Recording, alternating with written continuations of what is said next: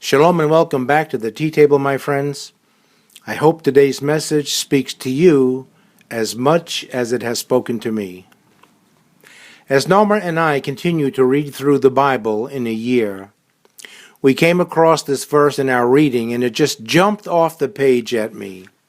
It's Mark 4:34 and tells us, "He did not speak to them without using an illustration or a parable. But when he was alone with his disciples, he explained everything to them." I can remember very clearly when I was in college taking organic chemistry, I would sit way up in the front of the classroom in front of the professor as he explained what the lesson of the day was, and how I remember looking at his mouth as the words came forth. And although I had a pretty good grasp and understanding of the English language, the words that came forth made absolutely no sense to me. He may as well have been speaking in a foreign language. It would have made just as much sense. I imagine this would have been the case with the disciples, as Jesus was speaking to them about the kingdom, and he was speaking in parables, or as some versions put it, in dark sayings. Jesus is speaking about one thing, and he actually is trying to make a reference to something else. I guess this is why we are told in Mark 4, verse 33, "With many similar parables Jesus spoke the word to them, as much as they could understand." Or in John chapter 10, verse 6, Jesus used this figure of speech, but the Pharisees did not understand what he was telling them. I'm pretty sure many must have asked the question, what is he talking about? Or, I have no idea what he's referring to. The funny thing is that Jesus knew exactly what he was doing, and that this speaking to them in parables was very intentional. And one day he would speak in such a way that the meaning would be crystal clear. How do I know that? Because we are told in John 16, verse 25, "Though I have been speaking figuratively or symbolically, a time is coming when I will no longer use this kind of language, but will tell you plainly about my Father." What exactly is a parable? Well, the Wikipedia says a parable is a short tale that illustrates a universal truth. It is a simple narrative. It sketches a setting, describes an action, and shows the results. A parable often involves a character who faces a moral dilemma, or one who makes a bad decision and then suffers the unintended consequences. Although the meaning of a parable is often not explicitly stated, it is not intended to be hidden or secret, but on the contrary, quite straightforward and obvious. So the next question would be, why did Jesus speak in parables? Well, there's probably a number of reasons. One of them would be probably so his enemies wouldn't have anything to arrest him for. The enemies of Jesus were always waiting and plotting for him to say something that they could use against him. So by speaking in parables, Jesus was making it really hard for them. He couldn't be arrested for telling ordinary stories. Another reason may have been the fact that people like to hear stories rather than a teaching, and Jesus was always speaking to crowds. Another reason may have been the fact that in the crowds there are all types of people, and some hear a story, and another would hear a moral teaching, and another would have the scales fall away from their eyes, as Jesus made an earth-shattering statement for some.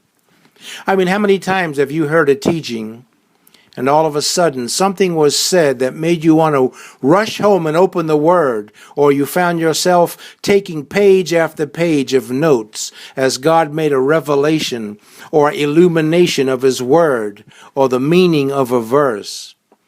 How many times did you say to yourself, I wish I had the opportunity to speak to that professor or that teacher or that preacher so I could ask him about what he just said? With that in mind, we come to the basis for this teaching, which is found in Mark 4:34. He did not speak to them without using an illustration, but when he was alone with his disciples, he explained everything to them. If while you are reading the Word or maybe in a busy setting and the Lord begins to reveal something to your spirit, but you have no idea what He's trying to tell you, maybe the key is found in Mark 34, verse 4, 34b. But when He was alone with His disciples, He explained everything to them. I believe the key is getting alone with Jesus so He can explain everything to you. You know, Jesus was accustomed to getting alone with the Father. We are told in Mark 1:35, and early in the morning, while it was still dark, He arose and went out and departed to a lonely place and was praying there. Again in Luke chapter 6, verse 12, and it was at this time that He went off to the mountain to pray, and He spent the whole night in prayer to God. You know, spending the whole night in prayer to God means you're just spending time alone with your God.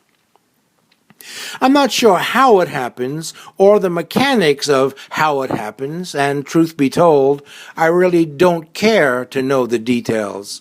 But I know beyond a shadow of a doubt that when I get alone with the Lord, many mysteries or unknowns or decisions that have to be made become known to me. It's like a healing. Do you really care how you were healed? Or are you just so thankful that you or someone you know was healed by the Lord? The details are not as important as the results. And often, the results and the steps to those results are made known when you are in your secret place or quiet place with the Lord. A quiet place makes room for an intimate place. And you don't have to raise your voice. You don't have to be loud to get someone's attention. And it's exactly the same thing with the Lord. When you are alone with the Lord, there's very little competition for the limelight, and you are there to receive and to be filled with the new things that the Lord has for you. It's easier to hear someone in a quiet room than in a mall filled with people.